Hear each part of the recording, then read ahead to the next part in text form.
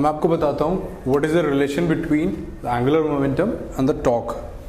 Now for a single particle L आपको पता है जो एंगुलर मोमेंटम होता है which is r cross m v. M v यहाँ पे क्या होता है पी और द लीनियर मोमेंटम।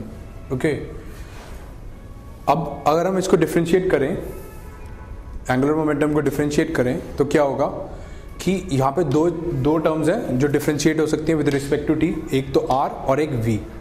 तो आपको डिफ्रेंशिएशन में आप मैथ्स में पढ़ेंगे कि ऐसी डिफ्रेंशिएशन के अंदर क्या होता है, पहले इसको डिफ्रेंशिएट करते हैं और इसको कांस्टेंट रखते हैं, फिर समय प्लस इसको कांस्टेंट रखते हैं, देन इसको डिफ्रेंशिएट करते हैं।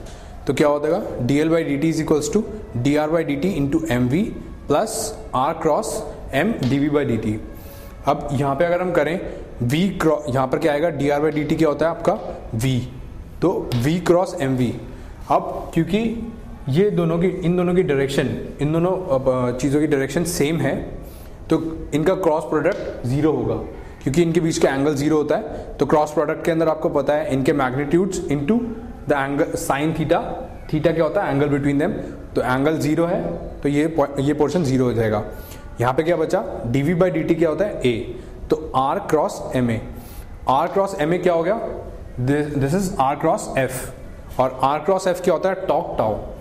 तो यहां से हमारा आ गया कि टॉक टाउ क्या होता है एक्चुअली में d L by d t. Okay, that is the differentiation of the angular momentum with respect to time. ये तो हमारा एक सिंगल पार्टिकल के लिए था। और now for a system of particles क्या हो गया कि d L by d t will be equals to torque external, tau external, यानी जो एक्सटर्नल फोर्सेस लग रही हैं उनकी वजह से जो टॉक जनरेट हो रहा है वो that will be equal to d L by d t. अब इसी से हमारी एक और इंपॉर्टेंट बहुत चीज आती है कि अगर हमारा टाउ एक्सटर्नल जीरो है, okay, if this is zero, तो क्या होगा the change in angular momentum that is d L by d t should be equals to zero.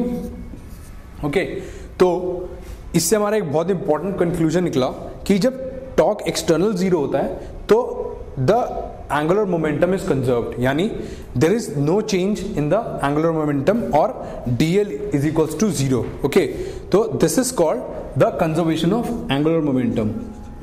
ये जो प्रिंसिपल है कंजर्वेशन ऑफ एंगुलर मोमेंटम, ये प्रिंसिपल आपके बहुत एग्जाम्पल्स में, बहुत क्वेश्चंस में यूज होगा, तो ये थोड़ा ध्यान से देखें।